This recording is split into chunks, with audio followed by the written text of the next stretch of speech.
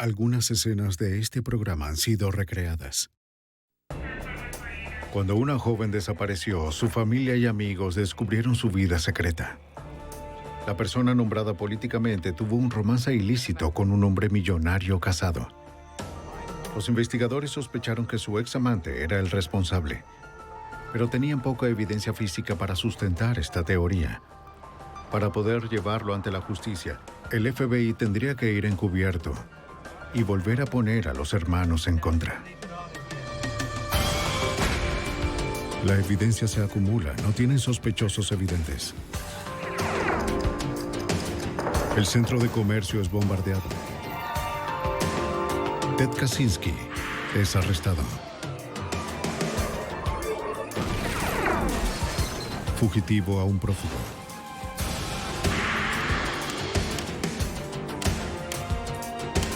Los archivos del FBI. El poder es una responsabilidad y un privilegio. Pero en manos equivocadas el poder puede corromper, y especialmente en la comunidad legal. Para el exfiscal general adjunto del estado de Delaware, perder de vista su juramento de defender la justicia resultaría letal. Soy Jim Kallstrom, exdirector del FBI en Nueva York. Cuando un abogado prominente trató de ponerse por encima de la ley, le correspondía al FBI probar que la justicia es ciega. Obsesión mortal. Filadelfia, Pensilvania, jueves 27 de junio de 1996. En el exclusivo restaurante Panorama, el prominente abogado de Delaware, Thomas Capano, separado de su esposa, cenó con su amante Anne-Marie Fehmy, la secretaria del gobernador de Delaware. A pesar de la luz de las velas y el vino, su estado de ánimo era sombrío. Anne-Marie le dijo a Capano que quería terminar con la relación. Capano estaba molesto con su decisión.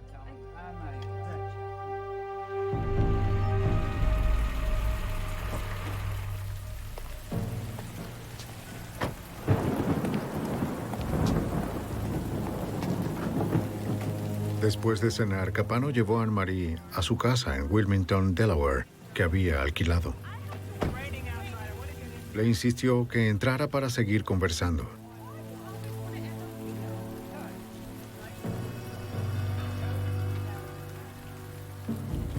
No quería que su romance terminara.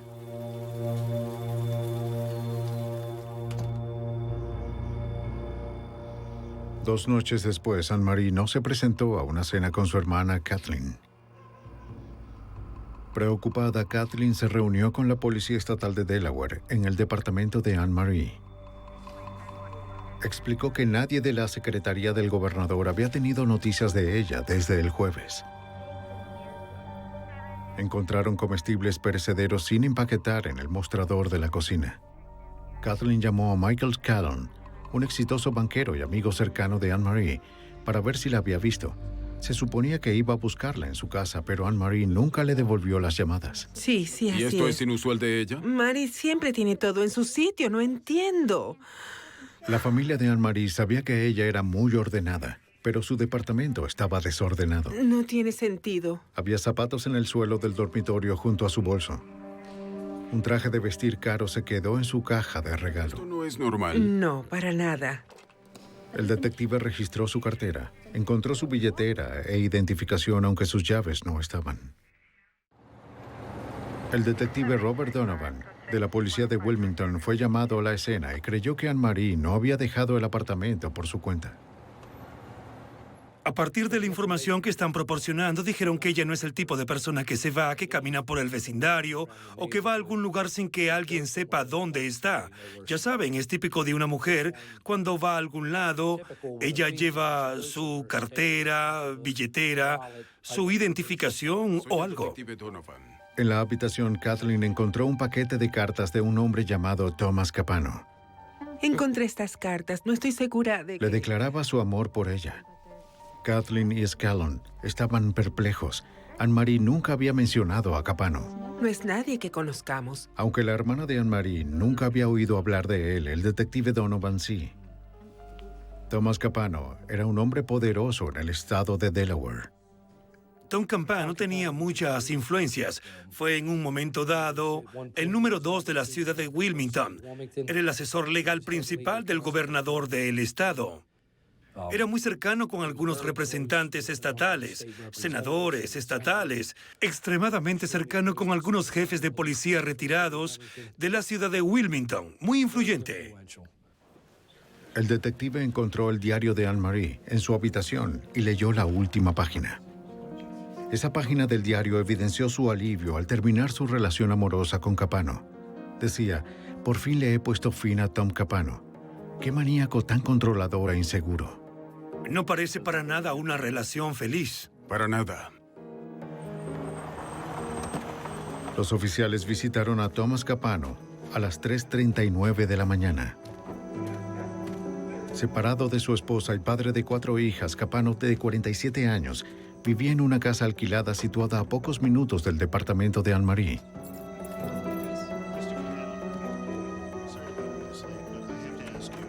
Capano confirmó que tenía una relación con Anne-Marie, pero afirmó que había terminado hace mucho tiempo. Según él, habían quedado como amigos. Le dijo a los detectives que cenó con ella el jueves por la noche en Filadelfia. Después la llevó a su casa para darle un regalo y algunos comestibles que necesitaba, y luego la llevó a su casa. Cuando se le preguntó, Capano afirmó que no había visto a Anne-Marie desde entonces, ni se sorprendió de que estuviera desaparecida. Capano explicó que Anne-Marie tenía el viernes libre. Tal vez había decidido irse de viaje el fin de semana. La describió como muy temperamental y a veces suicida. Le sugirió a la policía que esperaran hasta el lunes por la mañana, que probablemente aparecería en el trabajo.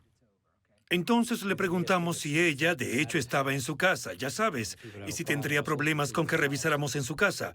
Dijo que tendría un problema porque sus hijos estaban con él el fin de semana y estaban arriba durmiendo. Sin embargo, Anne-Marie no se presentó a trabajar el lunes.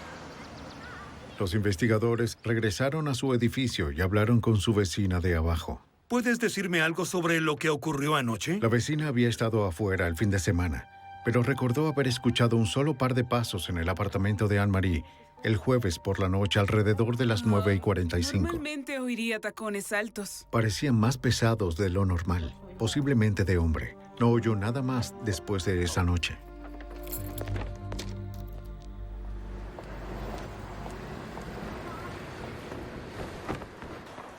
Investigadores estatales y locales revisaron las cuentas bancarias y de tarjetas de crédito de Anne-Marie y no encontraron actividad después del 28 de junio. Los amigos y parientes informaron que no la habían visto ni oído hablar de ella desde ese día. Aquí.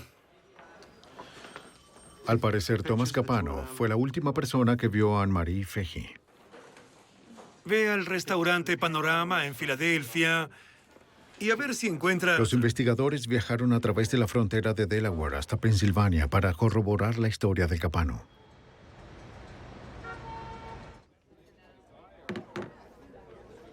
Hablaron con la camarera que atendió a la pareja el 27 de junio a eso de las 7 de la noche. Ella recordó la noche y reconoció a Thomas Capano y a Marie Fahey desde las fotos. Sí, es ella. No estaba muy contenta. ¿No? La camarera recordó que la pareja se veía tensa. Anne-Marie habló poco y apenas tocó la comida. Después de que ella le entregó la cuenta a Capano, él se la pasó a Anne-Marie, quien firmó con su nombre en la factura. La camarera nunca escuchó nada de la conversación, ya que la pareja dejaba de hablar cada vez que ella se acercaba a la mesa. Lo siento, es todo lo que tengo. ¿Ella lo firmó? Sí, así fue. Los investigadores se reunieron con varios amigos cercanos de Anne-Marie, quienes describieron un asunto ilícito que comenzó casi 3 años antes. En 1993, Anne-Marie Fahey, de 27 años, conoció a Thomas Capano en la oficina del gobernador. No, Tom Capano. Anne-Marie Fahey. A pesar de su trabajo de alto perfil, quedó impresionada por el poderoso abogado y se sintió halagada cuando llamó su atención.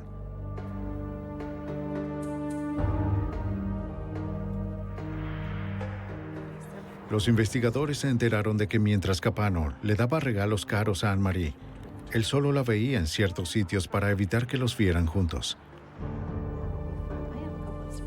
Sintió una fuerte atracción por el carismático hombre mayor, pero temía la desaprobación de su familia y mantuvo el asunto en secreto. Con el paso de los meses, Anne-Marie le dijo a sus amigos que la apariencia encantadora de Capano contradecía al hombre enojado y manipulador que era.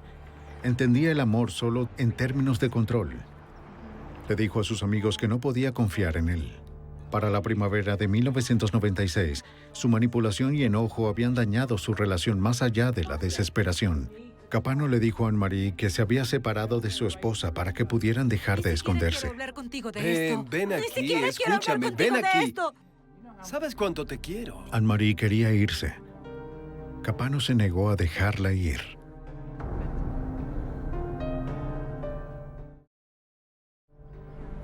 Los detectives se enteraron de que poco antes de que Anne-Marie desapareciera, comenzó a ver a Michael Scallon, a quien encontró solidario y estable.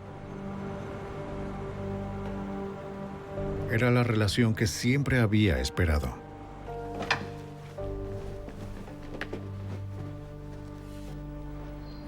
La perspectiva de una propuesta de matrimonio parecía prometedora. Thomas Capano continuó acosándola. Anne-Marie le dijo a sus amigos que Capano la estaba acosando. Estaba asustada y lo quería fuera de su vida.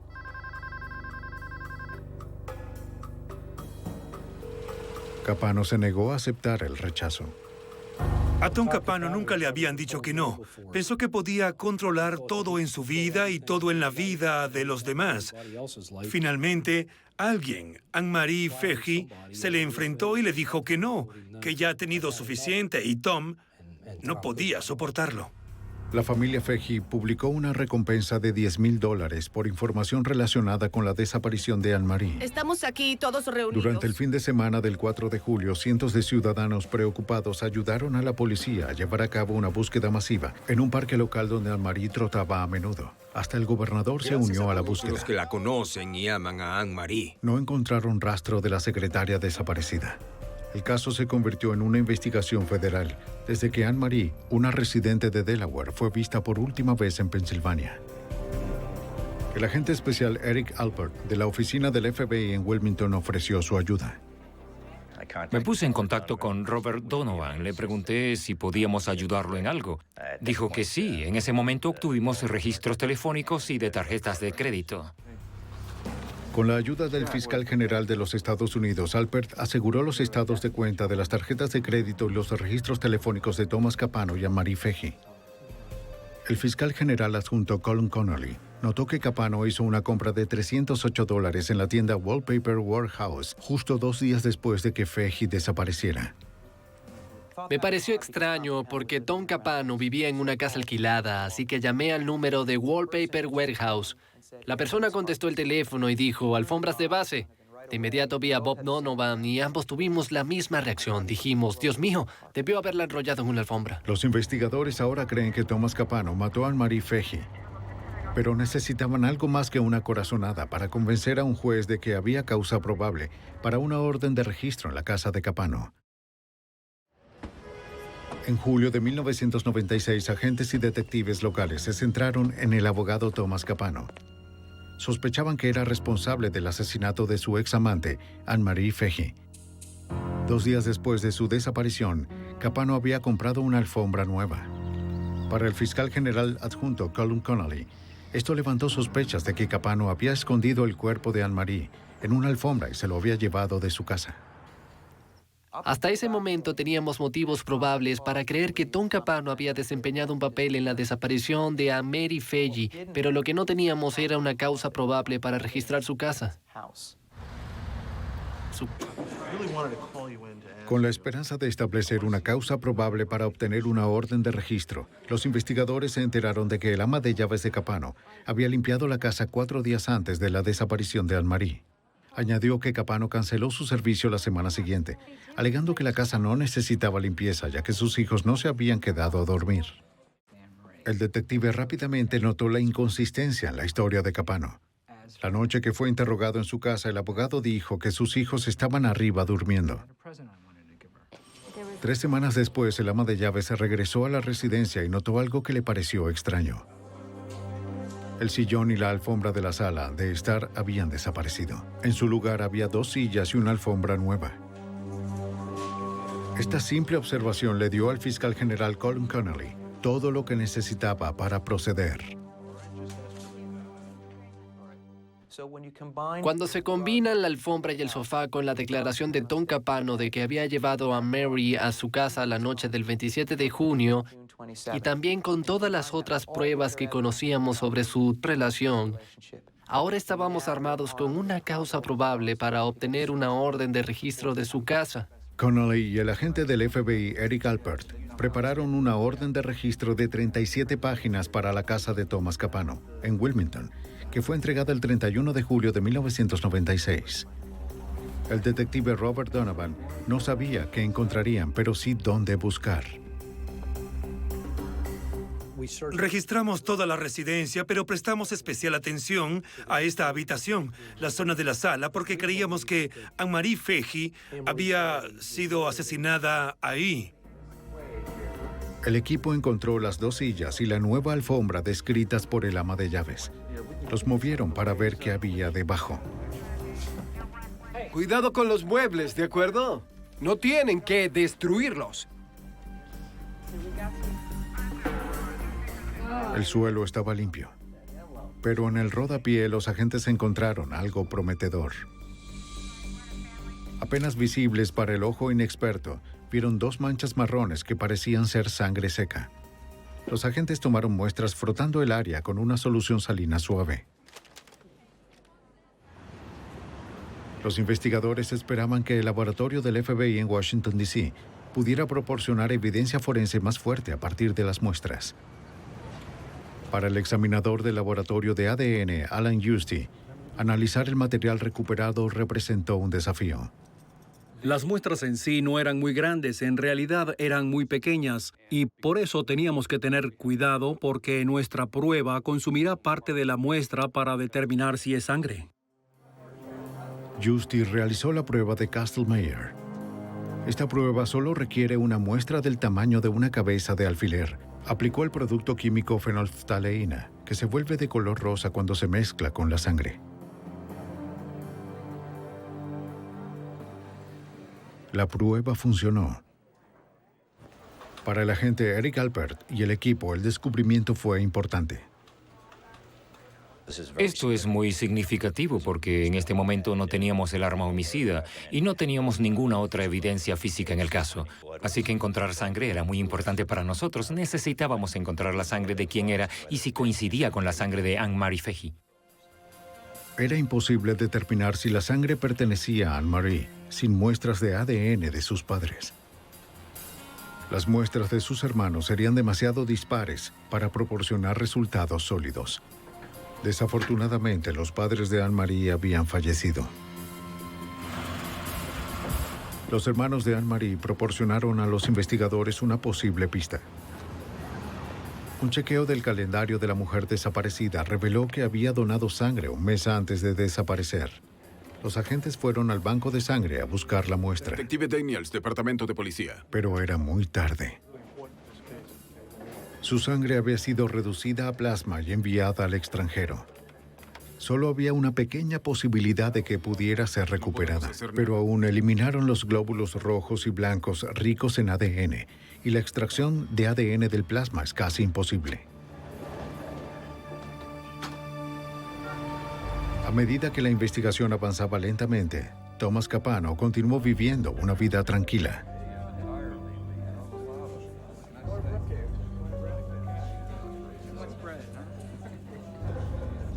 Como el mayor de 4 hermanos, siempre había sido el favorito de sus padres y el hijo que había logrado el éxito en todo lo que buscaba.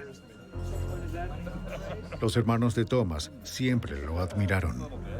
Jerry, el menor, había sido rescatado muchas veces por la experiencia legal de su hermano mayor.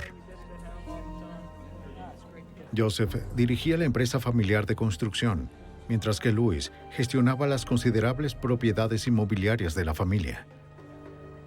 Los Capano eran multimillonarios y parecían impenetrables. Los investigadores se enteraron desde un inicio de que era poco probable que la familia y los amigos de Thomas Capano cooperaran. Hablamos con muchas personas, algunas muy influyentes, que simplemente no creían que Tom Capano era capaz de asesinar y estaban enojados con nosotros por investigarlo. Se enfadaron porque creíamos que él era un asesino. Eso fue frustrante porque era difícil conseguir a alguien que cooperara. El equipo creía que si Capano mató a Anne-Marie, alguien cercano a él probablemente lo ayudó a deshacerse del cuerpo. Pero nadie hablaba.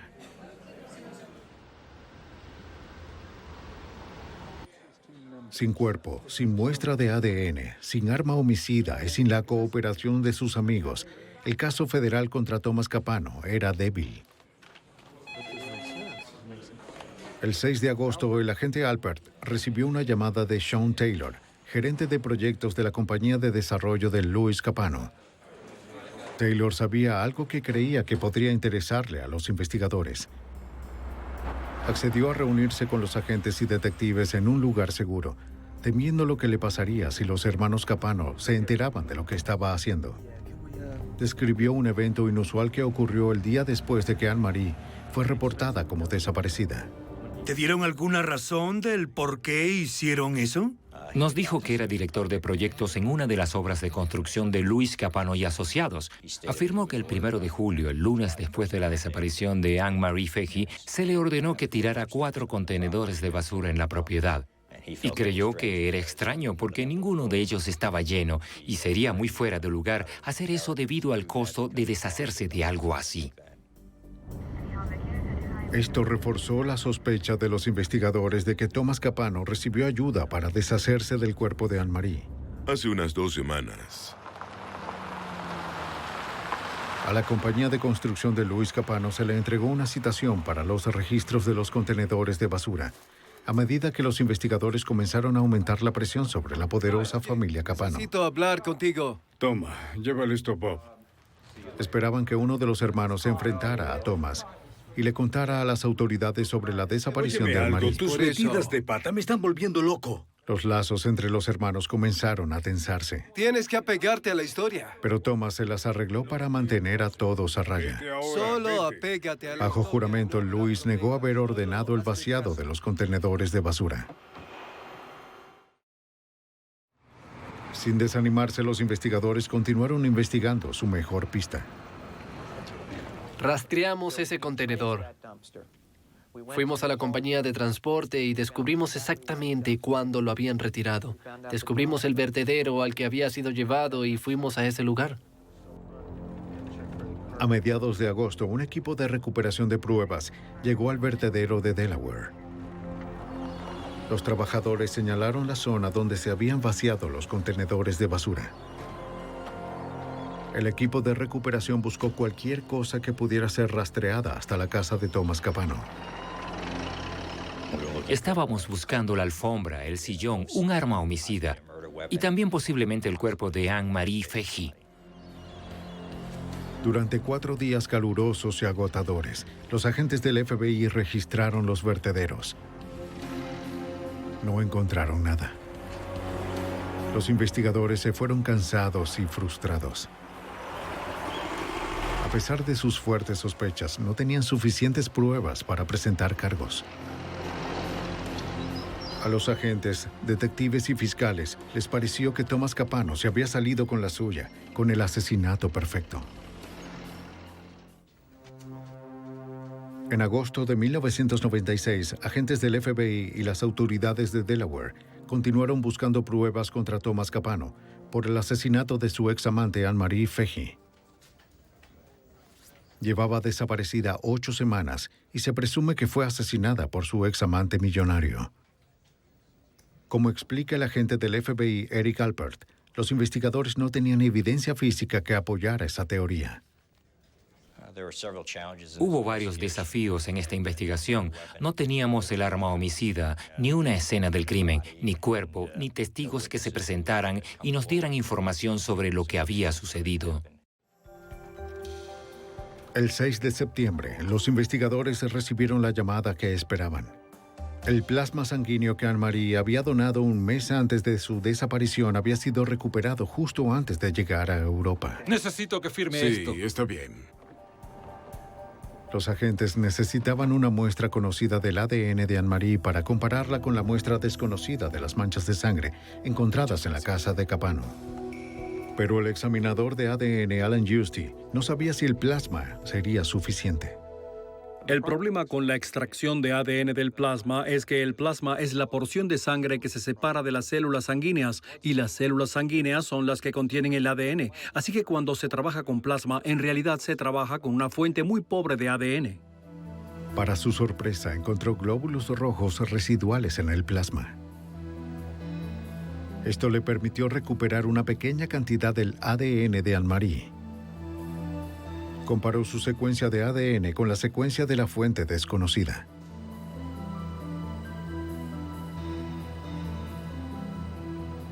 Coincidían. Solo había una pequeña posibilidad de que las manchas de sangre en la casa de Capano no pertenecieran a Anne-Marie Fehí.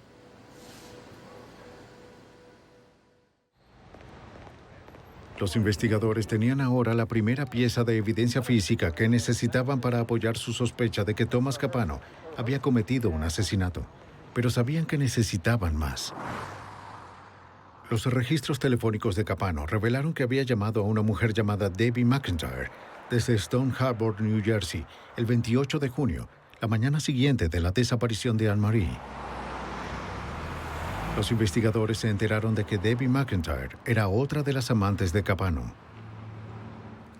Vimos que se llamaban con frecuencia, pero no estábamos seguros de la relación.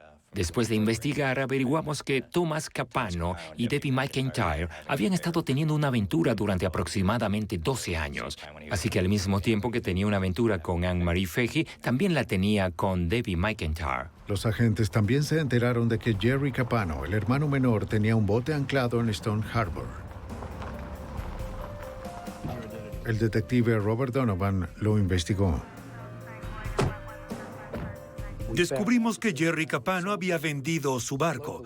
Alguien lo había comprado. Pudimos rastrearlo y hablamos con un caballero y nos permitió revisar el bote.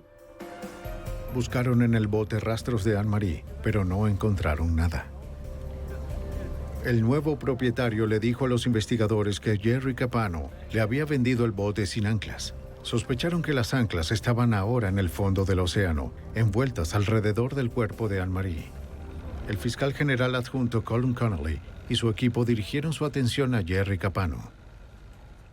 A partir de noviembre de 1996, pusimos en marcha esta operación encubierta con la idea de que reuniríamos pruebas incriminatorias de las actividades de Jerry y cualquier otra información que pudiéramos obtener sobre su papel el 28 de junio en la disposición del cuerpo.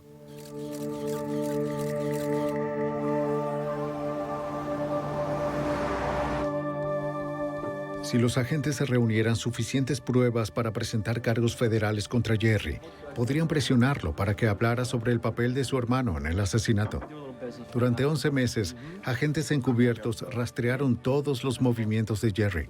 Se enteraron de que frecuentaba bares y clubes nocturnos y consumía drogas ilegales. También se enteraron de que coleccionaba armas de fuego, un delito federal para un conocido usuario de drogas.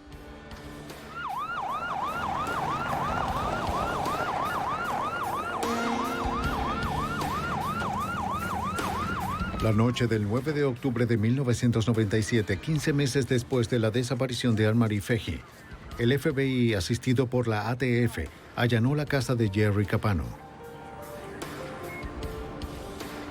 Para él fue toda una sorpresa.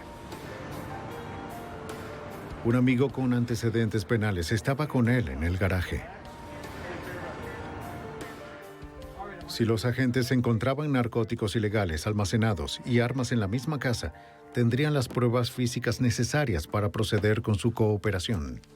Encontraron un pequeño arsenal de armas en el armario de la habitación del hijo de 3 años de Jerry. El agente Alpert registró la lavandería cerca de la cocina. Revisó toda la ropa de Jerry. La colección de rifles y pistolas de Jerry no era ilegal en sí, a menos que encontraran drogas ilícitas en el lugar. El agente Alpert las encontró. Encontró cocaína y marihuana. Ahora los investigadores tenían lo que necesitaban para acusar a Jerry Capano por posesión de armas de fuego. También podrían imponer cargos por poner en peligro a los niños. No hicieron ninguna de las dos cosas. Los fiscales le ofrecieron inmunidad si Jerry testificaba contra su hermano Thomas. No creíamos que Jerry tuviera nada que ver con el asesinato de Mary Faggi. Solo creíamos que había participado en el encubrimiento y eliminación de pruebas. Y también sabíamos que era muy leal a su hermano. Casi veía a su hermano como una figura paterna.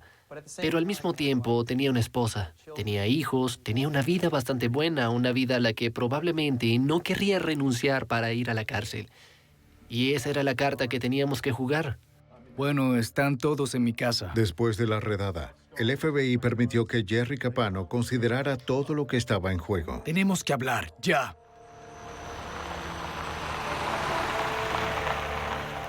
Se vio obligado a elegir entre su hermano, su esposa e hijos. Ni siquiera lo intentes. Ni siquiera lo intentes conmigo. La presión para Jerry Capano era enorme. Camionetas se llevaron todo. No solo era uno de los aliados más cercanos de Thomas Capano, sino también su hermano. Los investigadores no estaban seguros de si Jerry cooperaría.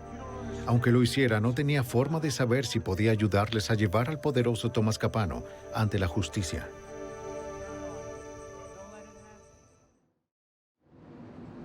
Un año y medio después de la desaparición de Anne-Marie Faggi, el 8 de noviembre de 1997, Jerry Capano pidió ver al FBI y al fiscal Colin Connolly.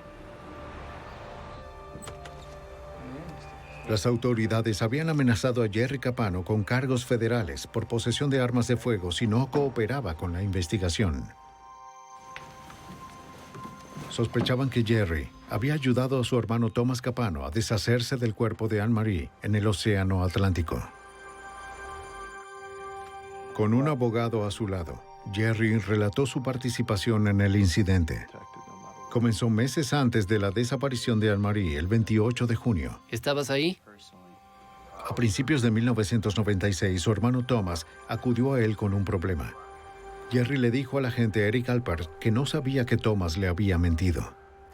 En febrero de 1996, Thomas Capano se dirigió a este hermano Jerry y le dijo que estaba siendo extorsionado, que alguien estaba amenazando a sus hijos. Le pidió que le consiguiera dinero para pagar al extorsionador. También le pidió a Jerry un arma y le dijo que podría necesitar la ayuda de Jerry algún día con el bote para deshacerse del cuerpo del extorsionador. Recibí una llamada. Jerry le dio a Thomas $8,000 y el arma que pidió.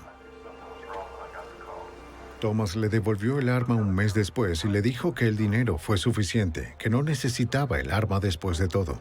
Se enteró un poco más del problema de Thomas el viernes 29 de junio de 1996. Recibí una llamada de Tom. Temprano en la mañana, Jerry salió de su casa y vio a su hermano mayor estacionado al final de la entrada. Thomas se veía molesto. Son las 6 de la mañana, Tom. ¿Qué haces aquí? Jerry, necesito tu ayuda. Necesito usar el bote. No quiero ser parte de esto. Jerry supo, tan pronto como Tom pidió usar el bote, que Tom había matado a alguien. Y Jerry le dijo a Tom, ¿lo hiciste? Y su hermano le dijo sí. Jerry le dijo que no quería tener nada que ver con deshacerse de un cuerpo y se negó a prestarle el bote. Dijo que tenía una esposa, que tenía hijos, que tenía una casa hermosa. Y Tom jugó la carta de hermano. Tom le dijo, no tengo a nadie más a quien recurrir. Eres mi hermano menor. Por favor, ayúdame. Te veré en tu casa. ¿En una hora? En una hora. Finalmente Jerry cedió. Jerry accedió a reunirse con Tom e ir a Stone Harbor y usar el bote y deshacerse del cuerpo.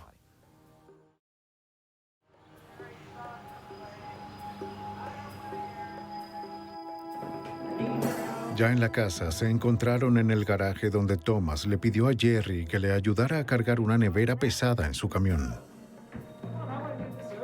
Nunca abrió la nevera, pero Jerry creía que el cuerpo del extorsionador estaba ahí. Muy bien, vamos por la... Solo quedó la alfombra. ¿Qué vas a hacer con esta alfombra? Jerry le dijo a su hermano que no la llevara al bote porque probablemente no se hundiría. Sí, vamos. Cuando llegaron a Stone Harbor, Nueva Jersey, llevaron la nevera por el muelle a plena vista. Era una nevera común usada por los pescadores en la marina, lo suficientemente grande como para llevar un amplio suministro de cebo. Nadie pensaría mal sobre dos hombres que llevaban una nevera pesada a un bote.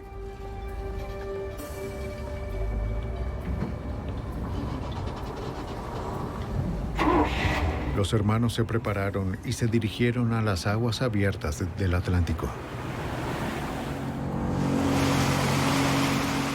Thomas Capano le dijo a su hermano que condujera a 96 kilómetros de la costa, donde el agua era lo suficientemente profunda como para esconder el cuerpo permanentemente.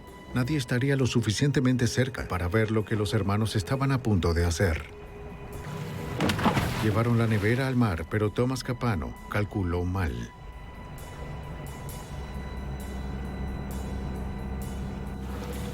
El ataúd improvisado flotó.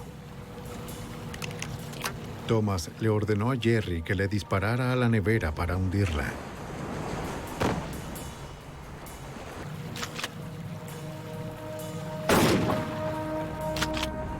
La nevera seguía flotando.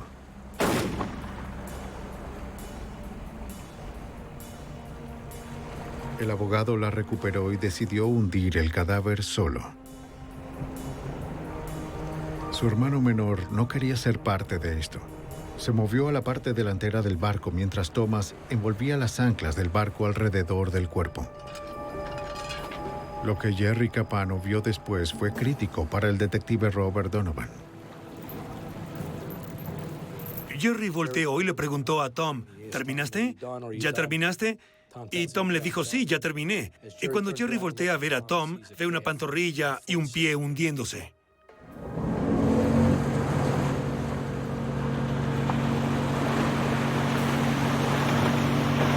De regreso a Stone Harbor, Thomas Capano desarmó la nevera y esparció sus partes en el océano.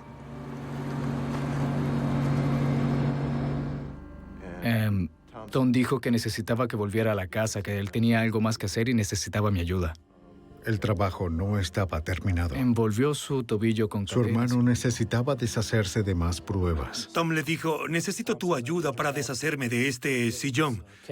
Jerry ve una mancha en el sillón que estaba justo a la altura de los hombros, una mancha grande. La describió como una mancha de sangre del tamaño de una pelota de baloncesto. Haz algo al respecto. Los investigadores creen que la mancha fue causada por un disparo fatal en la cabeza de Anne-Marie.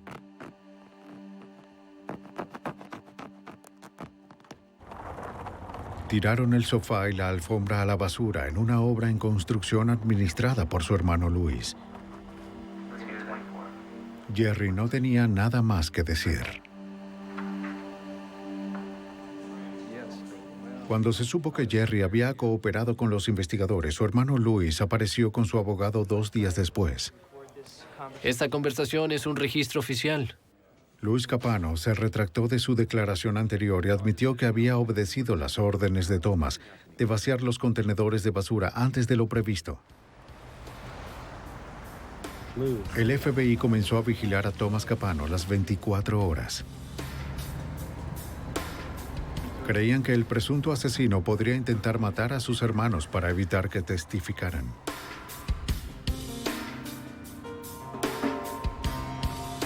Menos de una semana después, el 12 de noviembre de 1997, el equipo de vigilancia observó a Thomas y a su hermano Joseph cargando maletas en una camioneta.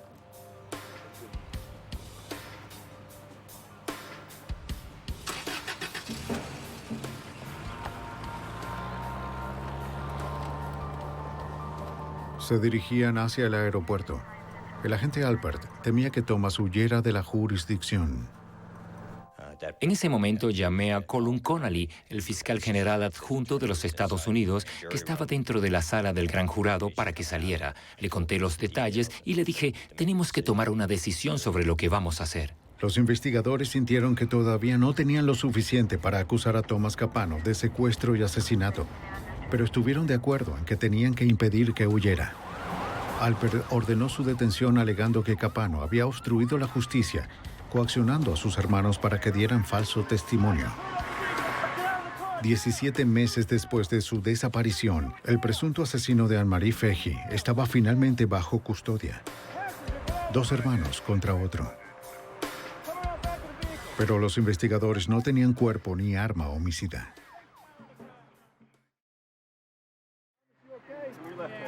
El 12 de noviembre de 1997, el FBI arrestó al prominente abogado de Delaware, Thomas Capano. Era el principal sospechoso del asesinato de Anne-Marie Feghi. Su hermano menor, Jerry, dijo que Thomas había tirado el cadáver al Océano Atlántico.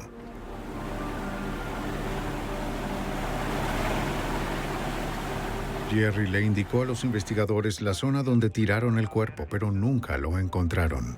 El fiscal general adjunto Colin Connolly tenía una tarea de enormes proporciones por delante. No teníamos un cuerpo. Y eso siempre es un problema. Muy pocos enjuiciamientos en el país se han llevado a cabo con éxito sin un cuerpo. Y en Delaware, antes de este caso, solo había habido un caso procesado sin un cuerpo y resultó con una sentencia absolutoria. La única evidencia física que tenían contra Thomas Capano eran 2 manchas de sangre de Feghi encontradas en su sala de estar. Mientras los investigadores preparaban el difícil proceso, el agente especial Eric Alpert descubrió algo que podría fortalecer su caso. Recibimos una llamada telefónica de un individuo que dijo que había encontrado la nevera flotando en el océano el fin de semana del 4 de julio de 1996 y le pedí que describiera con más detalles a la nevera y me dijo que a la nevera le faltaba una tapa y que tenía un agujero de bala. La pista parecía prometedora. La persona que llamó leyó un artículo sobre el arresto de Capano que reportó que una nevera fue usada en el crimen. Pero la historia nunca mencionó que faltaba la tapa o que una bala la había perforado. Alpert inmediatamente condujo hasta Bay City, Nueva Jersey, para comprobar la pista.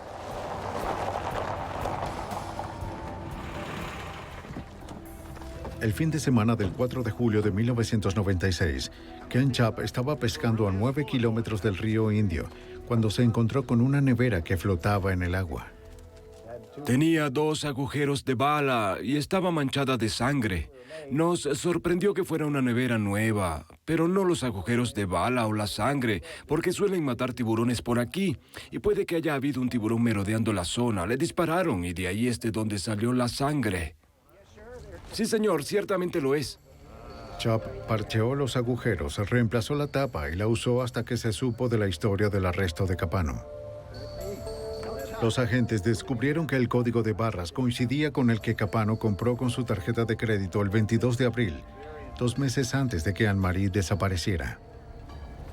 La nevera era importante en este caso porque evitaba que el equipo de defensa de Tom Capano dijera que Jerry Capano estaba mintiendo. Corroboró exactamente lo que Jerry nos había dicho mucho antes de saber que encontraríamos esta nevera. La nevera fue la segunda pieza de evidencia física y su compra demostró la premeditación de Capano. Los investigadores aún no tenían el arma homicida. Buscaron registros en las tiendas de armas locales en busca de compras de Capano o de personas cercanas a él y descubrieron algo. Los investigadores descubrieron que la amante de Capano, Debbie McIntyre, había comprado una Beretta calibre .22 el 13 de mayo de 1996, 6 semanas antes de que Feghi desapareciera. Interrogaron a McIntyre.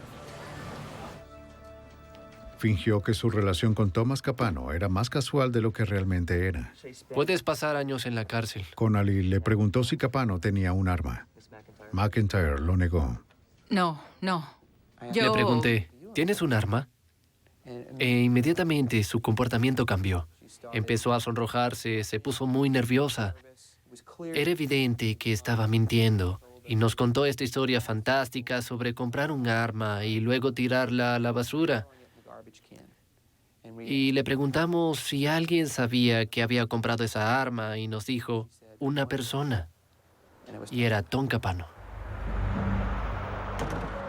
Connolly señaló que si McIntyre le suministró el arma a Capano, ella había cometido un delito grave.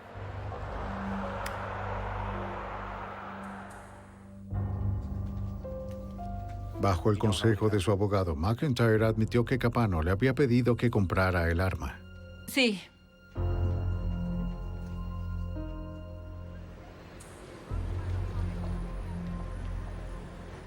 El juicio comenzó el 26 de octubre de 1998. Al principio del proceso, Capano sorprendió a la fiscalía al admitir que se había deshecho del cuerpo de Fahey, tal como Jerry había testificado. También admitió haberle pedido a su hermano Louis que vaciara los contenedores antes de tiempo. En el estrado de los testigos, Capano contó su propia versión de los hechos de la noche del 27 de junio de 1996. Después de cenar, él y Anne-Marie volvieron a su casa. Según Capano, ellos habían resuelto sus diferencias. Estaban disfrutando de la compañía uno del otro cuando Debbie McIntyre irrumpió en su casa. ¿Qué haces aquí? ¿Quién es ella? ¿Qué te sucede? Con esta mujer? ¿Qué haces en mi casa? Tú te voy a... Enfadada y triste, McIntyre amenazó con suicidarse. ¡Mira lo que hiciste! Anne-Marie murió instantáneamente. A pesar de su formación jurídica, Capano afirmó que no llamó a la policía porque estaba tratando de proteger a McIntyre y a sí mismo. Además, dijo que la nevera iba a ser un regalo para su hermano, pero decidió usarlo como ataúd. Este es el documento oficial. Durante el interrogatorio, Connolly señaló que Capano procesó un caso similar en 1976, cuando se desempeñó como fiscal general adjunto para Delaware. En ese caso, el asesino arrojó a su víctima en un arroyo cerca de la ciudad de Delaware. En ese momento, Capano fue citado diciendo, el asesino se habría salido con la suya si hubiera tirado el cuerpo al Atlántico. Capano lo negó. Bueno, está todo aquí. ¿Puedo pasarle esto, su señoría? En la versión estatal de los hechos, Capano obligó a Anne-Marie Fahey a ir a su casa.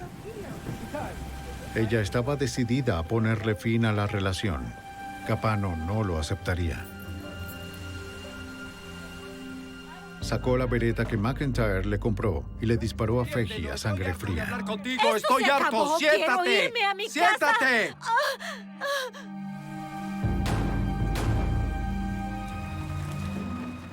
Luego la metió en la nevera. Aproximadamente a las 9:45 de esa misma noche, entró en el apartamento de Anne-Marie con comestibles frescos y el nuevo traje de pantalón que ella nunca se pondría. Trató cuidadosamente de cubrir sus huellas como lo había planeado durante meses. El 17 de enero de 1999, el jurado emitió un veredicto. Señor Foreman, ¿el jurado tiene un veredicto? Sí, su señoría, lo tenemos. Por favor, de pie. Basado en el testimonio de su hermano, la evidencia de sangre y la nevera recuperada, el una vez prominente abogado y millonario Thomas Capano fue encontrado culpable de asesinato en primer grado. Pudimos reafirmar la fe de mucha gente en el sistema judicial. Ahora el sistema funciona. Creo que hemos hecho justicia. Tengo una muy buena relación con la familia Fahey. Así que creo que no solo hemos sido capaces de hacer justicia, sino que también les hemos dado todo el consuelo que se merecen, dada la tragedia que tuvieron que sufrir.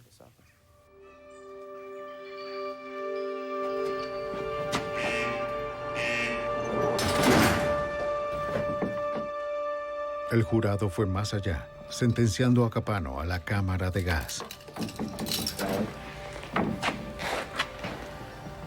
Era la primera vez en la historia de Delaware que un acusado había sido encontrado culpable de un crimen capital sin un cuerpo o un arma homicida. Capano ahora está en el corredor de la muerte esperando apelar. Algunas escenas de este programa han sido recreadas. Cuando el crack azotó a Washington, D.C., una pandilla luchaba por el control. ¿Qué dices, viejo? Las autoridades se defendieron con todo lo que tenían. Pero los miembros de la banda usaron todas las vías para evitar que los persiguieran. Cuando la violencia se salió de control, las fuerzas del orden retomaron las calles. La evidencia se acumula, no tienen sospechosos evidentes. El centro de comercio es bombardeado.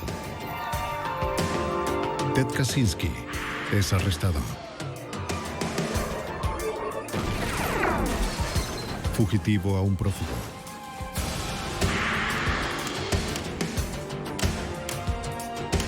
Los archivos del FBI.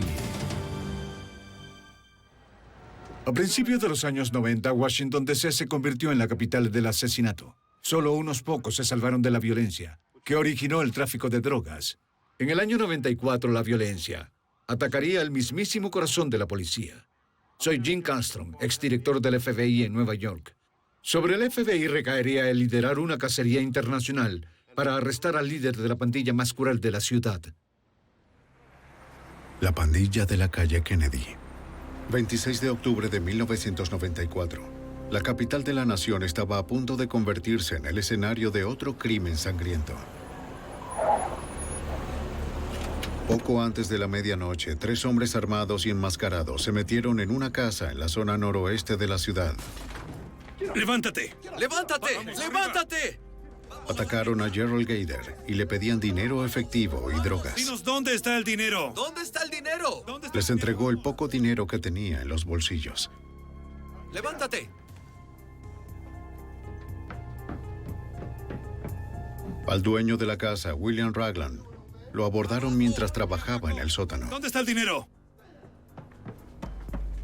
¡Fuera de aquí! Arriba, uno de los asaltantes descubre a Nancy Hatchett y Darlene Hatchett, la hija y la nieta de Ragland. ¡Al salón, vamos! Para convencer a Gader de cooperar, el ladrón aterroriza a cada uno de los residentes. ¡Abajo, abajo! Les ordenaron a las mujeres permanecer boca abajo. ¡Abajo! ¡Saca las manos! Dile que venga, anciano. ¡Ven aquí, viejo! Dinos dónde está el dinero ¿Dónde y está? las drogas. Gader niega tener más dinero o drogas. ¡Bajen la cabeza! ¡Ahora! ¿Dónde está el Uno dinero? de los asaltantes apunta a Gader con su calibre .22. El empleado federal retirado de 89 años murió inmediatamente. Dinos, ¿dónde está? Deja los juegos con nosotros. A Andre Madison, otro residente, lo llevaron hasta la ¡Cierra la sala. boca! Uno de los 3 atacantes notó la cadena de oro en su cuello y se la arrancó. ¡Abajo! ¡Vamos, al piso! ¡Abajo! ¡Vamos! ¿Dónde está el dinero? ¡Silencio! ¡Cállate! A pesar de que un hombre había muerto, Gader se negaba a cooperar. ¡Silencio! Oye, ¿qué estás haciendo? ¿Qué estás haciendo? Furioso, uno de los atacantes comenzó a dispararle a los residentes. El intento de robo terminó en asesinato. ¡Vamos, vamos, vamos! El trío rápidamente huyó de la casa. Uno de los asaltantes vomitó en la puerta trasera.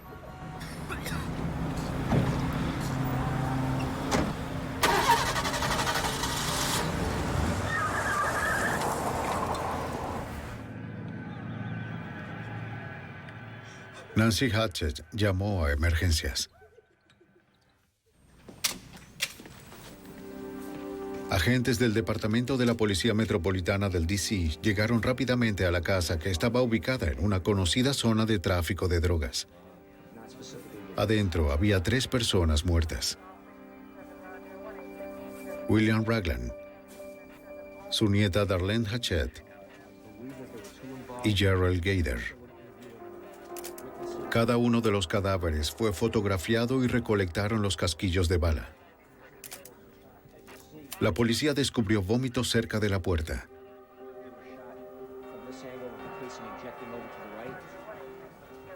Hola, ¿cómo estás? Nancy Hatchett y Andre Madison, los únicos sobrevivientes, intentaron ayudar a la policía a identificar a los sospechosos, pero los asaltantes estaban enmascarados, lo que dificultaba la identificación. Para el detective de homicidios metropolitano, Anthony Brigidini, una averiguación de la víctima Gerald Gaider indicó un posible motivo. La víctima principal del triple homicidio era un traficante de drogas en el área de la calle Kennedy. El sujeto conducía autos lujosos, usaba buena ropa, tenía mucho dinero. Cuando el traficante no pudo darles suficiente dinero ni drogas, las cosas comenzaron a ponerse difíciles. Y allí fue cuando comenzaron los disparos. Los vecinos le dijeron a la policía que después de oír los disparos, vieron un sedán de color oscuro con un escape ruidoso que abandonaba la escena. Y todo apuntaba al vehículo y a los 3 tripulantes.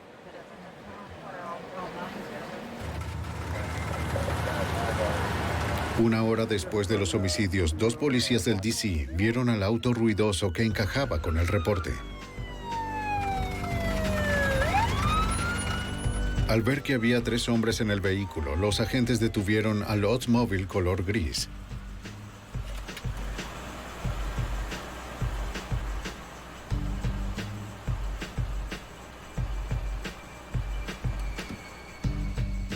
La policía les pidió a los hombres que se identificaran. El conductor se identificó como Benny Lee Lawson.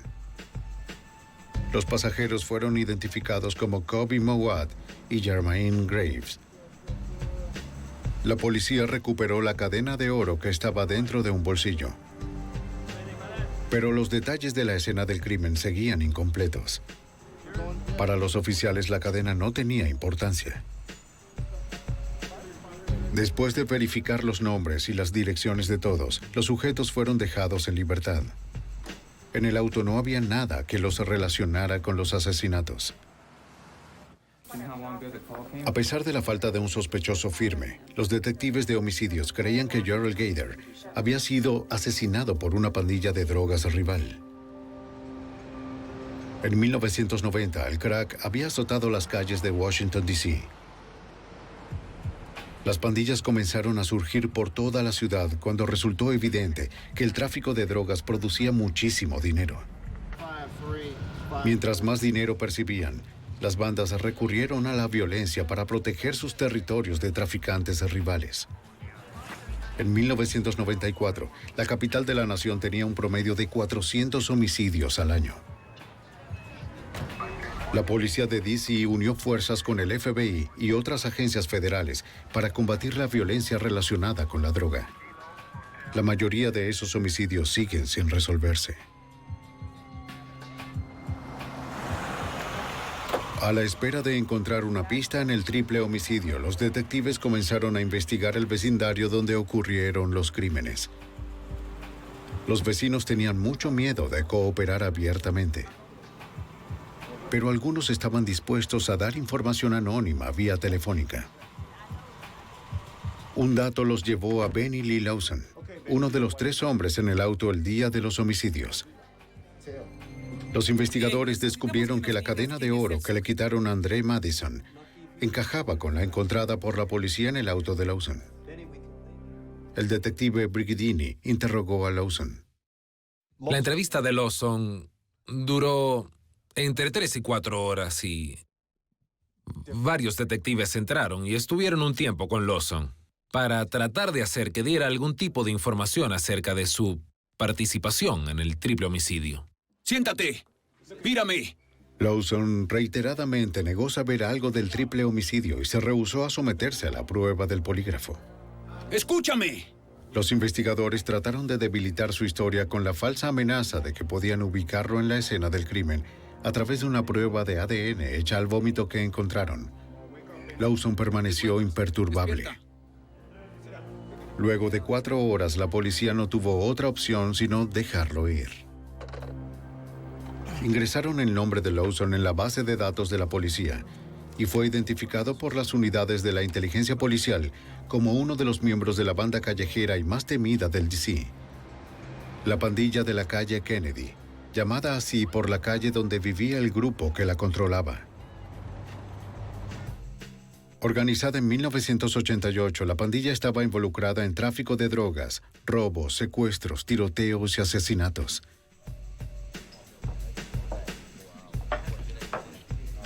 Los hombres que estaban con Benny Lawson la noche de los homicidios, Kobe Mowat y Jermaine Graves, lo confrontaron respecto al tiempo que pasó con los detectives de homicidio.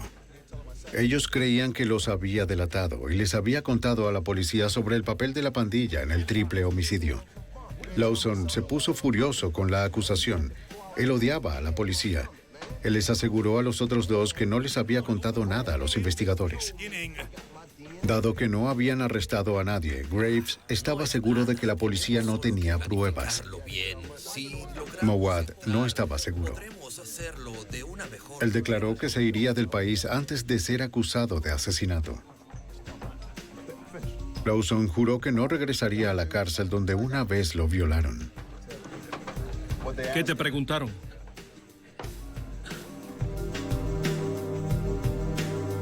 Aquella noche Lawson regresó a casa. Que lo catalogaran como soplón era un insulto a su lealtad a la banda. Y para el miembro de una pandilla callejera, eso era una sentencia de muerte.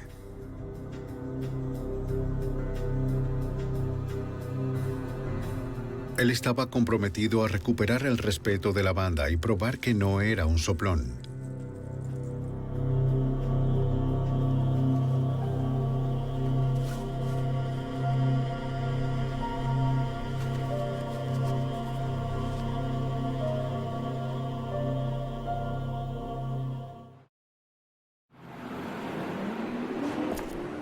El 22 de noviembre de 1994, unos pocos días antes del Día de Acción de Gracias, Benny Lawson regresó a la sede del Departamento de la Policía Metropolitana. Eran como las 3:15 de la tarde.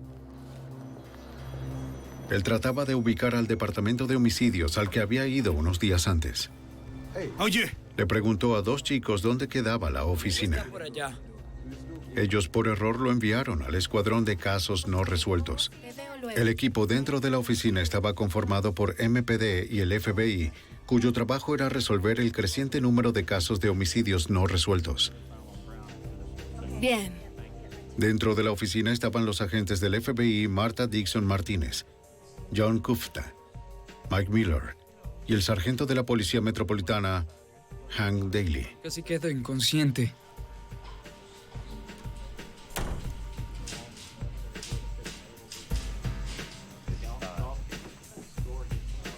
Los adolescentes que tenían una cita comenzaron a hablar con los agentes. Sin advertencia, Lawson sacó su pistola ametralladora MAC-11 y abrió fuego.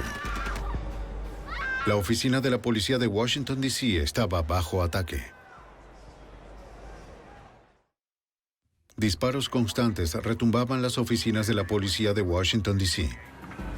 Los detectives corrieron al tercer piso donde continuaban los disparos. Nadie sabía lo que estaba pasando tras las puertas cerradas de la sala del escuadrón de los casos no resueltos. ¡Abran la puerta! ¡Vamos! ¡Abran la puerta! ¡Abran la puerta! Al otro lado de la ciudad, en otra oficina del FBI de Washington. Oye, Tony, ¿qué encontraste? Muy bien.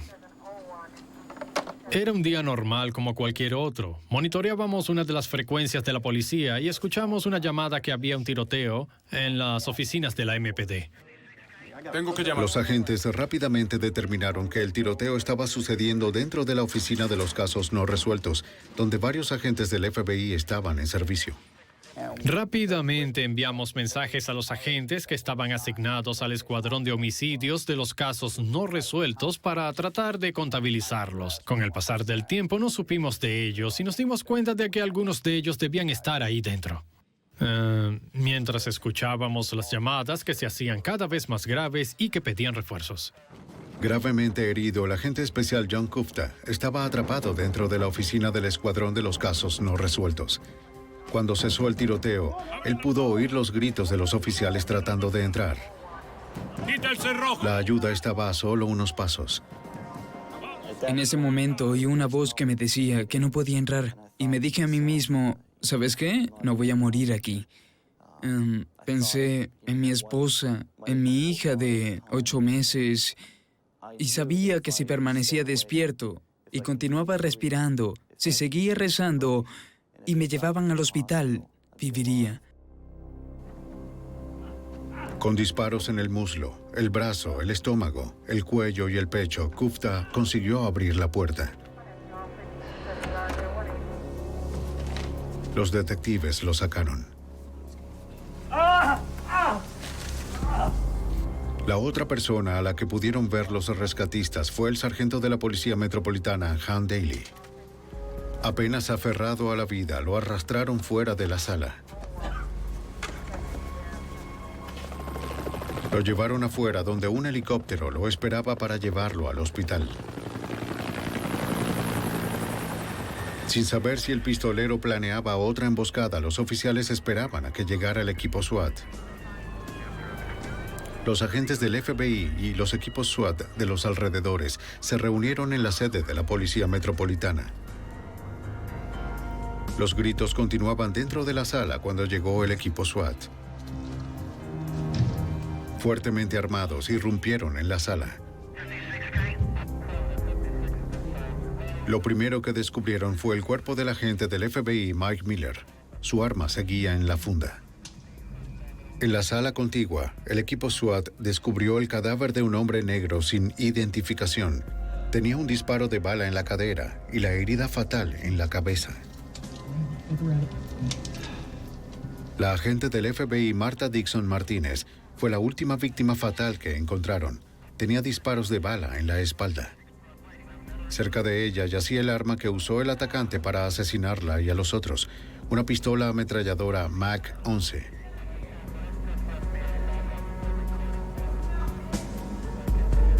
De un armario se oían gritos pidiendo ayuda. ¡Sospechoso en el armario! ¡Abre la puerta despacio!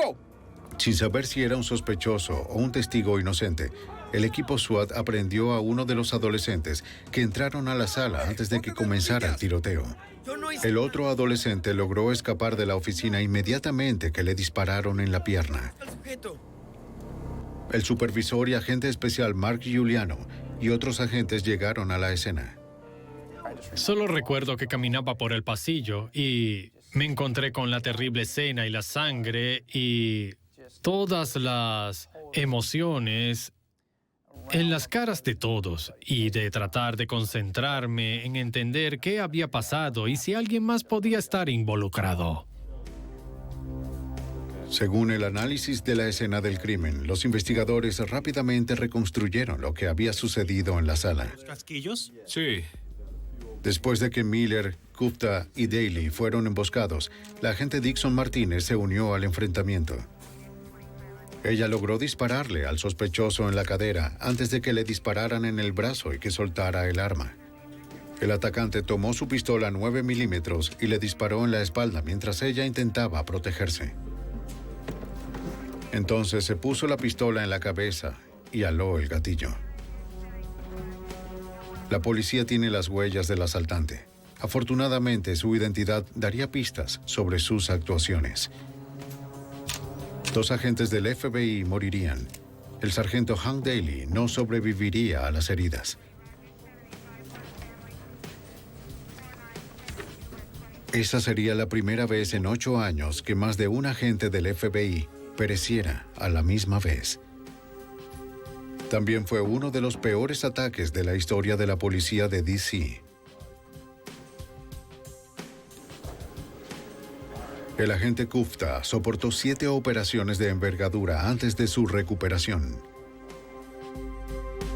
La pérdida de sus compañeros, el sargento Hank Daly, los agentes Mike Miller y Marta Dixon Martínez, fue desoladora.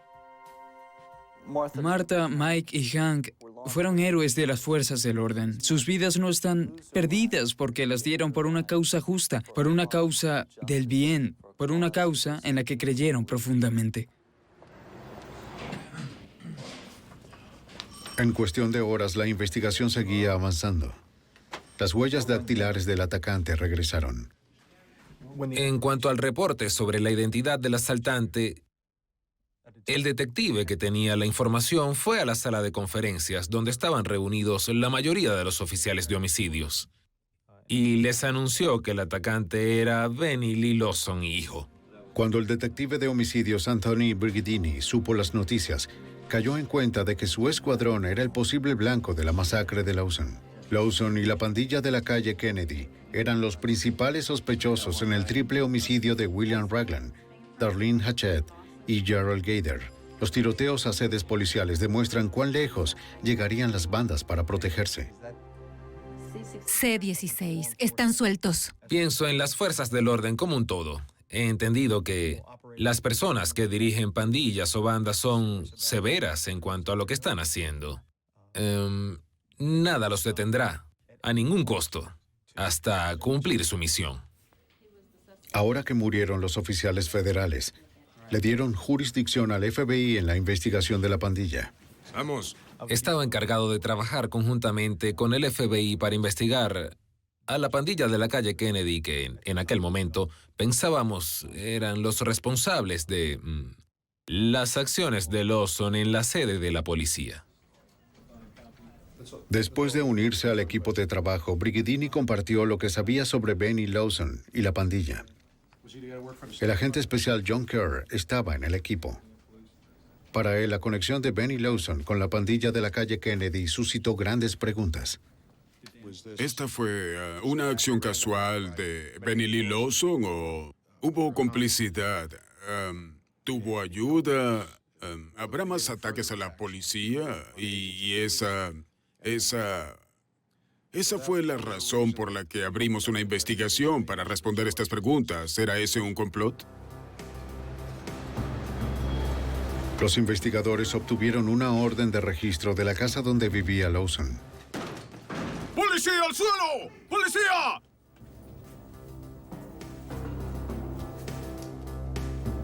En su habitación descubrieron una nota dirigida a los miembros de la unidad de homicidios de D.C., que lo habían interrogado, amenazándolos con matarlos. Por doquier había objetos de la pandilla, letras de canciones violentas y dibujos de asesinatos. Para los investigadores, los objetos encontrados en la habitación de Lawson reflejaban una obsesión con la violencia común entre casi todos los miembros de la pandilla. Era muy evidente y preocupante que estos sujetos vivieran ese estilo de vida. Ese es el estilo de vida al que pertenecen. Ese es el estilo de vida con el que se identifican. Ellos quieren vivir el mismo estilo de vida de las letras de las canciones que escriben, las imágenes que dibujan y de los videos que tienen. Mientras sepultaban los cuerpos de las víctimas, los investigadores planeaban la estrategia para asegurarse de que los miembros de esa banda no asesinaran a nadie más. Con 6 homicidios en sus manos, incluyendo a los agentes del FBI y a un detective de la policía de Washington, D.C., la fuerza de ataque del FBI y la MPD comenzó a reunir la información de la pandilla de la calle Kennedy. Él quiere... El agente del FBI, Mark Giuliano, encabezaba la fuerza de ataque. Nuestro objetivo era A, investigar a la pandilla porque era callejera y violenta, y B, intentar determinar qué motivó a Benny Lawson a venir a las oficinas de la policía a hacer lo que hizo, y determinar si había alguien más involucrado tanto en ayudarlo a entrar para llevar a cabo su objetivo o ayudar a la banda a cubrir lo sucedido. A raíz del tiroteo en las oficinas de la MPD, la presión de la policía sobre los miembros de la banda aumentó. La reacción de los miembros de la pandilla fue alejarse de las calles. Reunir las pruebas en contra de ellos por su actividad criminal sería difícil. La pandilla era impenetrable para los intrusos. Y colar a un agente encubierto era demasiado peligroso. Pudimos darnos cuenta que teníamos una banda muy hermética, es decir, que se cuidaban entre ellos y se vigilaban de cerca y eran extremadamente recelosos de los intrusos. En el pasado habían sido aprensivos, pero ahora lo eran mucho más. Colar dentro a un policía o un agente era una acción que ni siquiera íbamos a intentar. En su lugar, los agentes tendrían que recabar información de la pandilla a través de la vigilancia encubierta. Algunas. A medida que pasa el tiempo, la banda regresa a los negocios. El FBI vigilaba. Teníamos una extensa vigilancia del área, día y noche. identificando cada uno que pasaba por la cuadra, identificando a los compradores, a qué hora del día, dónde iban, cuándo compraban, si se subían a un auto o iban a un callejón, si pasaban de una mano a la otra frente a otros. Comenzamos a fijarnos en todas esas cosas y a documentarlas. Gracias a la vigilancia, los líderes de la pandilla fueron identificados rápidamente. Kobe Mowat y el segundo al mando, Jermaine Graves, los dos en el auto de Benny Lawson la noche del triple homicidio. En las calles, Mowat era conocido por ser violento e impredecible. La reputación de Kobe Mowat era de miedo y que reaccionaba violentamente. En ocasiones tenía mal genio. Siempre llevaba un arma y algunas veces podía ser extremadamente violento. Al buscar en la historia de Kobe, los investigadores descubrieron que compartía un pasado con Graves y Bernie Lawson. Su relación comenzó en 1990, mientras cumplían condena en la prisión de Lorton, en Washington, D.C., ubicada en Virginia del Norte. Los habían arrestado y condenado por robo de armas mientras se preparaban para un tiroteo en contra de otra banda. ¿Sabes qué me ocurrió aquí? Los miembros de la fuerza de ataque estaban convencidos de que Mowat y Graves jugaron un papel en los 6 asesinatos, pero los líderes de la pandilla de la calle Kennedy mantuvieron un bajo perfil.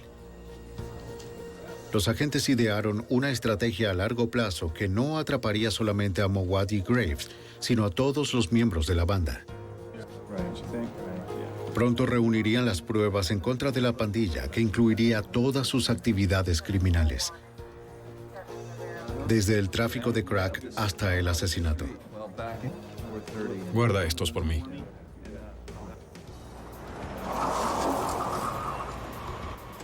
¡Quieto! Los agentes trabajarían desde adentro para primero ubicar a los sujetos que regularmente le compran la droga a la pandilla. Esto les permitiría observar y registrar a la pandilla delinquiendo. Y al arrestar a los compradores, los agentes tendrán la ventaja para hacerlos informantes. Llegamos a una zona donde pensamos que serían muy activos en la venta de drogas, con el fin de identificar a alguien y que con suerte atraparlo en posesión de drogas y tal vez obligarlo a colaborar con nosotros. Al principio, algunos de los compradores arrestados no estaban dispuestos a cooperar. La reputación de Mowat y Graves era ampliamente conocida, pero la amenaza de una cadena perpetua fue poderosa. Una cosa, hay armas involucradas. La estrategia del FBI dio frutos. O sea, encontramos... Amenazado con una condena considerable, uno de los proveedores de droga más importantes de la pandilla decidió ser un informante. Con las indicaciones del FBI, él propiciaría conversaciones con los miembros de la pandilla sobre las actividades ilegales. Él conversaría con ellos. A estos sujetos les gusta fanfarronear sobre lo que hicieron y con nuestras instrucciones nos conduciría a algo, a un antiguo tiroteo o un viejo asesinato o algo relacionado con el tráfico de drogas, y esos sujetos comenzarían a hablar del tema. Así que hablaron quién estaba involucrado, qué pasó y todo fue grabado. Mediante el informante y las grabaciones, los agentes supieron que Mowat, Graves y Lawson habían matado antes. Menos de 3 semanas antes de meterse en la casa de William Ragland, secuestraron y asesinaron a otro traficante rival. ¿Qué hay, viejo? ¿Qué más? William Red Billy Woods era un reconocido traficante de una banda rival. Abórdasenlo. Jermaine Graves logró atraer a Woods a la casa de su madre. Una vez allí, Mowat, Graves y Lawson lo robaron y lo golpearon.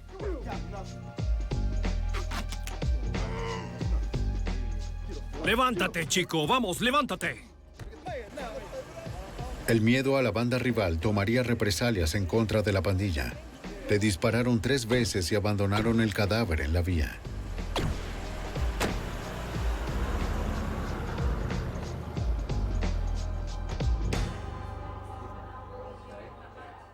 Puedes llegar hasta... Los agentes también oyeron el testimonio de otro informante que además implicaba a Mowat, Graves y Lawson en el triple homicidio en la casa de William Ragland. Claro. Él oyó hablar a Benny, Kobe y Jermaine sobre el triple homicidio. Y una de las cosas que mencionaron es que estaban haciendo que Benny se sintiera mal porque había vomitado en la escena triple del homicidio. Eso era algo que solo lo sabíamos los detectives de homicidio y nosotros, y no se había hecho público. La información era solo circunstancial, pero meses de vigilancia y los testimonios de los informantes le dieron a los agentes suficiente evidencia para obtener una orden de registro de las casas de Kobe Mowat y Jermaine Graves. ¡Al suelo! ¡Al suelo! Irían primero a la casa de Jermaine Graves. Un equipo SWAT fuertemente armado irrumpió en la vivienda. No había nadie. Oh, una más. Los agentes no saldrían con las manos vacías. Pudimos localizar una 9 milímetros, una pistola semiautomática, así como algo de crack, lo que presumimos que era crack. Un miembro del escuadrón tomó la información que obtuvimos del arma y la unió a la declaración jurada para obtener una orden de arresto basado en el hecho de que era un criminal convicto. Por varias semanas, Graves esquivó a los investigadores. Siguieron investigando con la esperanza de que pudiera aparecer.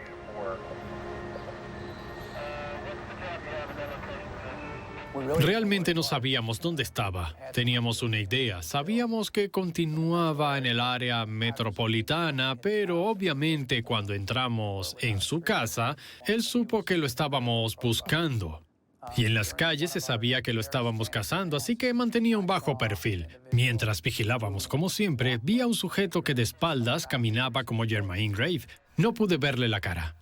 Así que le pedí a una de las unidades que le diera la vuelta a la manzana y que le echaran un vistazo al sujeto. Lo siguiente que supe es que se le lanzaron encima y lo arrestaron. Tan pronto le pasaron por al lado, supieron que era él. Lo arrestaron justo en la esquina de la calle Kennedy. Unos pocos meses después del triple homicidio, Graves estaba fuera de las calles. Presentar un caso en contra de Kobe Mowat resultaría más difícil. Con el arresto de Jermaine Graves por el cargo de posesión de arma, la fuerza de ataque del FBI estaba a un paso más cerca de sacar de las calles de Washington, D.C. a la pandilla de la calle Kennedy. Ahora los agentes estaban listos para llevar una orden de registro a la casa del líder Kobe Mowat. ¡Al suelo! ¡Vamos al suelo! Un equipo SWAT entró a la casa que Kobe compartía con su hermano gemelo Karim. Ninguno de los dos se dio cuenta de lo que pasó. Los investigadores encontraron documentos relacionados con la banda, dibujos y escritos y una pequeña cantidad de marihuana. No encontraron ni armas ni evidencia de los asesinatos, pero ese no era el interés principal. La fuerza de ataque buscaba evidencia de un patrón de crimen más grande. Bandas por todos lados. La mayoría de la evidencia que estábamos buscando en el momento era la lista de los miembros de la pandilla, como camisas con el logo usadas por ellos, fotografías, agendas telefónicas, objetos que pudiera relacionarlos. Los gemelos fueron arrestados por posesión de drogas y se los llevaron para ficharlos. La condena de Kobe fue corta. Solo se encontraron las huellas de Karim en la bolsa de marihuana. Kobe fue dejado en libertad y retiraron los cargos por posesión. Los agentes estaban decididos a ponerlo de nuevo tras las rejas. Los investigadores continuaron consiguiendo informantes desde dentro de la banda. Suministrando drogas y armas a estos sujetos. Tuvieron la oportunidad que estaban buscando. Al saber que iría a la cárcel por posesión de drogas, un miembro de la pandilla de la calle Kennedy acordó cooperar. Finalmente, los investigadores conocieron la respuesta a la pregunta que casi los había asolado. De acuerdo. ¿Por qué Benny Lee Lawson fue a la sede de la policía y mató a 2 agentes del FBI y un sargento de la MPD? Sí, Jermaine. De acuerdo. Todo comenzó la noche que Kobe Mowat, Jermaine Graves y Benny Lee Lawson irrumpieron en la casa de William Ragland. Eres demasiado estúpido. El plan del trío era robar al traficante de drogas Gerald Gader. Germaine Graves se molestó ante la negativa de Gator a cooperar y estalló matando a los 3 residentes. Puede que atestigue. Asustado, Benny Lawson vomitó al salir de la casa. Para Mowat, esa fue una señal de debilidad. Me asusté, viejo. Germain, amigo. El informante continuó. Cuando los investigadores trajeron a Lawson para interrogarlo, Mowat estaba seguro de que los había delatado. Y comenzó a contarles a los demás de la pandilla que Lawson estaba cooperando. Tú sabes. Benny detestaba a los soplones. Los odiaba. De hecho, él golpeó con un arma a un sujeto que creía que lo estaba delatando y seguramente los odiaba más que a cualquier otro miembro de la pandilla. Que Kobe pensara que él era un soplón y que lo estaba delatando y que lo expulsaran de la pandilla de la calle Kennedy y que se viera como traidor, creímos que era más de lo que él podía manejar. Para los agentes y los investigadores estaba claro que Kobe Mowat, Germaine Graves y Benny Lawson habían cometido el triple homicidio. Estamos tratando. Los agentes llevaron el caso a la oficina del fiscal de los Estados Unidos. Mediante las conversaciones y la cooperación de los testigos, además de la información que tenía la policía de la detención del auto la noche del triple homicidio, no cabía duda de que tuvieran lo necesario para obtener una orden de arresto para esos sujetos por el triple homicidio. También estaba claro que Kobe Mowat fue parte del motivo por el que Benny Lee Lawson asesinara a los 3 investigadores dentro del departamento de la Policía Metropolitana. Los oficiales finalmente estaban listos para ir ante el gran jurado y presentar su caso en contra de Kobe Mowat y toda la pandilla.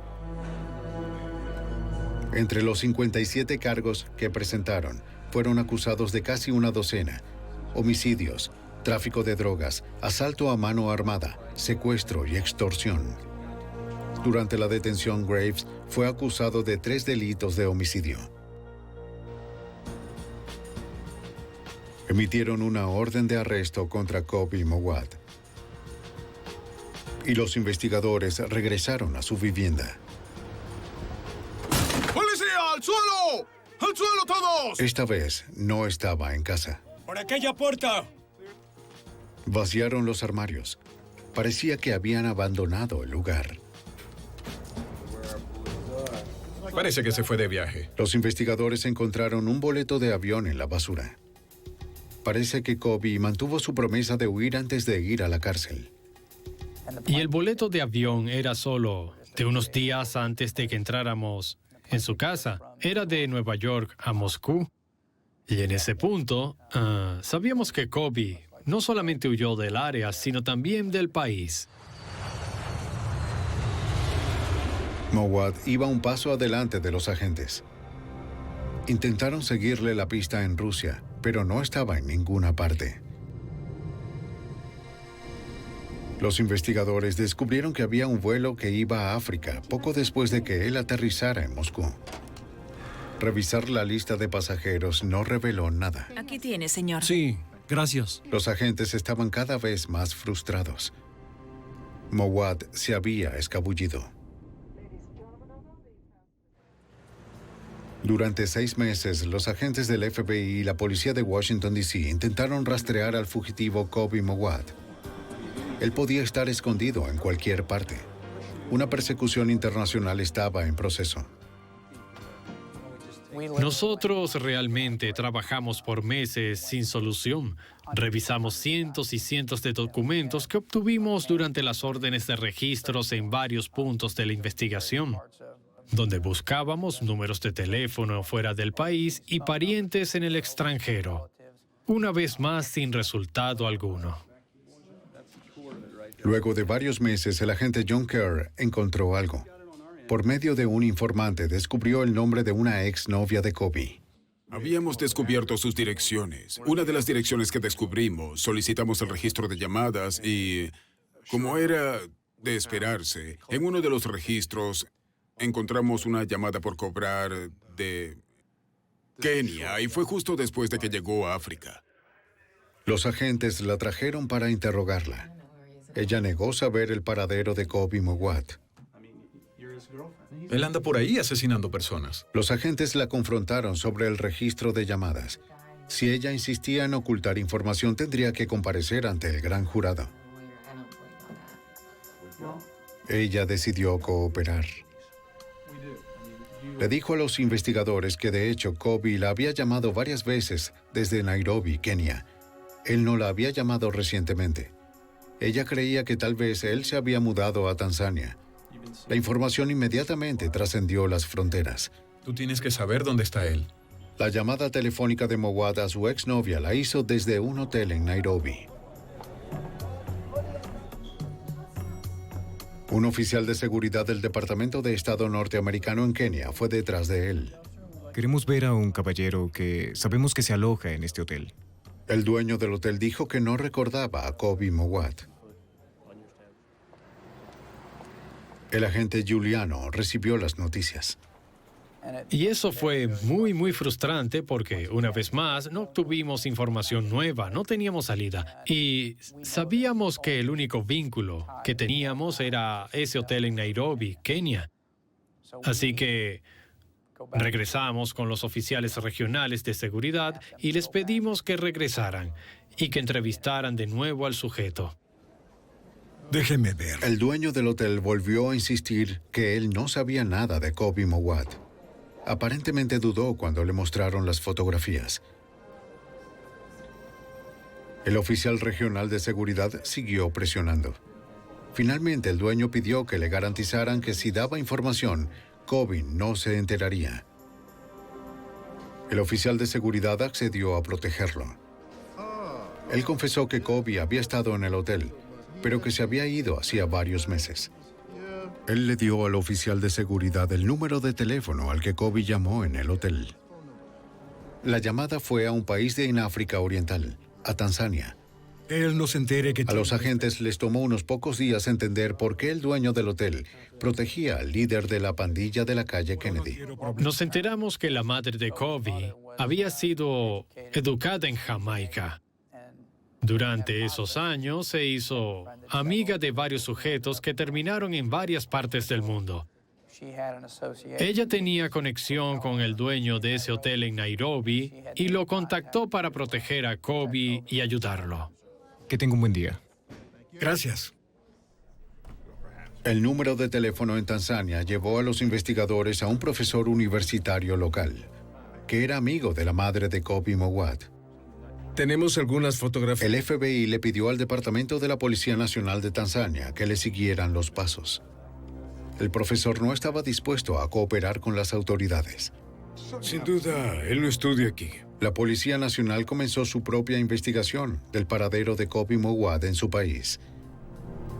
A medida que la búsqueda del pandillero se intensificaba en Tanzania, agentes de la policía de Washington, D.C. continuaron reuniendo pruebas en contra de la pandilla de la calle Kennedy.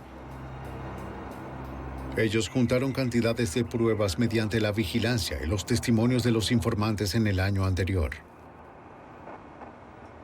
Aproximadamente de 20 a 25 oficiales del Departamento de Policía Metropolitana y agentes especiales del FBI trabajan día y noche, ya sea revisando registros telefónicos o descubriendo nuevos asesinatos que estos sujetos habían cometido. El 14 de septiembre de 1995, oficiales y agentes efectuaron más de una docena de órdenes de arresto. Ellos buscaron cualquier pista del paradero del líder de la banda en África. No encontraron nada. Recabaron pruebas extras de la actividad delictiva. Confiscaron registros financieros, armas, drogas y parafernalia de la pandilla. Quédate ahí, no te muevas. Algunos de los arrestados aceptaron cooperar a cambio de condenas menores. Los investigadores lentamente sacaron de las calles a todos los miembros de la banda.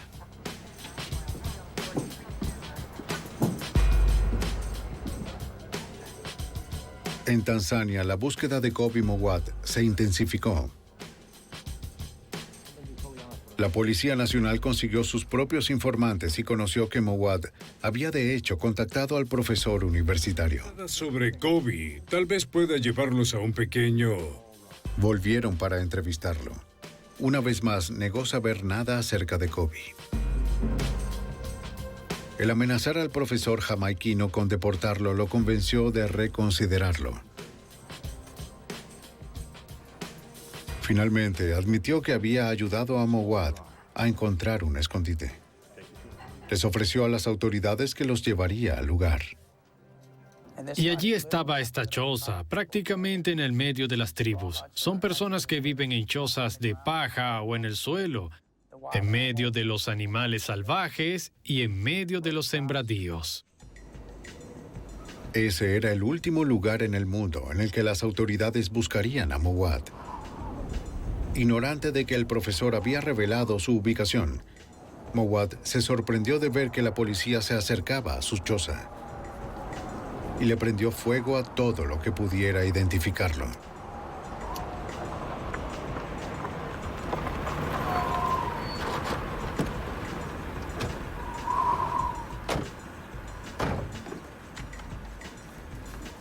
Pero la policía se movió rápidamente y sofocó las llamas. Mientras buscaban una razón para detenerlo, nunca le revelaron a Mowat cómo llegaron a él. También determinaron que en la parte de atrás, él tenía un pequeño sembradío de marihuana o lo que llamaban bongi.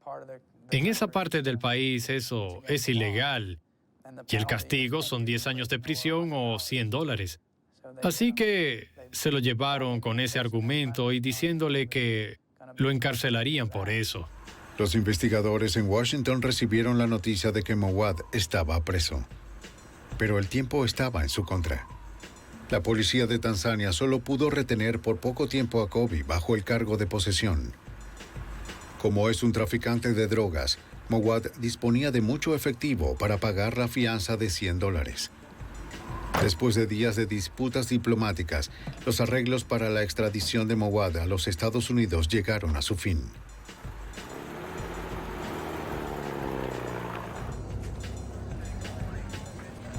El agente Giuliano y el detective Brigidini viajaron a Tanzania para arrestarlo. Los investigadores finalmente estaban frente a frente con el hombre que los había esquivado por más de un año. Cuando regresó, Kobe lucía cansado y se veía como derrotado. Le explicamos los cargos, que él había sido trasladado a los Estados Unidos, ya que aquí estaba señalado de varios delitos, incluyendo varios cargos de homicidio en primer grado y actividades ilícitas. Mowat estaba de regreso en los Estados Unidos, donde él y miembros de la banda enfrentaban acusaciones. ¿Está de acuerdo con eso? A Kobe Mowat y Jermaine Graves los condenarían por todos los cargos. Cada uno fue sentenciado a 35 años en una prisión federal. La captura de Mowat en África les permitió a los investigadores sacar de las calles a los miembros que quedaban de la pandilla de la calle Kennedy. Cuando trajimos de regreso a Kobe a los Estados Unidos, él tuvo un efecto dominó sobre el resto de los miembros de la banda. A la larga, cada miembro de la pandilla se declaró culpable, ya que cuando vieron que encontramos a Kobe en África Oriental y que lo trajimos de vuelta, ellos sintieron que no tendrían oportunidad. Los agentes del FBI y la policía del D.C. trabajaron incansablemente para ofrecerles justicia a las víctimas de la violencia callejera, pero este caso también era personal. Solo luego de que toda la banda estaba en la cárcel, tuvieron la sensación de que todo había terminado y sintieron que habían reivindicado la muerte de sus compañeros, el sargento Hank Daly, y los agentes del FBI, el agente Mike Miller y Martha Dixon Martínez. Y por el agente John Kufta, quien apenas sobrevivió el ataque en la sede de la policía. Las implicaciones de este caso eran trascendentales. Al encerrar a este grupo, creo que se envió un mensaje claro a las otras organizaciones criminales que operan en el Distrito de Columbia y en esa área de los 3 estados de que el FBI y la policía del DC irán hasta donde sea necesario, incluso a otros continentes, para rastrearlos y encontrarlos y traerlos de regreso a la justicia.